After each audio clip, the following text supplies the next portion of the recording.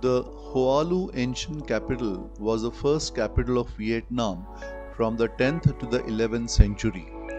A boat tour in Trang An, which is part of the Hoa Lu Ancient Capital complex in Ninh Binh Province, Vietnam, is a must. The boat tour takes visitors through a series of caves and temples, offering a unique perspective of the landscape. The area is a UNESCO World Heritage Site, known for its stunning natural beauty, including limestone mountains, caves, and rivers.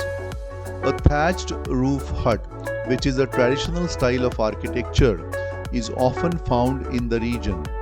A beautiful bridge and huts are part of the scenic boat tour through the complex. This area is a popular tourist destination, offering a peaceful and serene atmosphere. Trang An is also often called Halong Bay on land due to its similar scenery of karst limestone formations. The area is a popular tourist destination and has been featured in several movies. The Bai Din Pagoda, which is also located within the complex, is the largest Buddhist temple complex in Southeast Asia.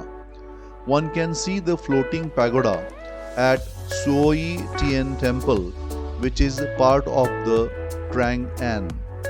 This area has archaeological traces of human activity dating back over 30,000 years.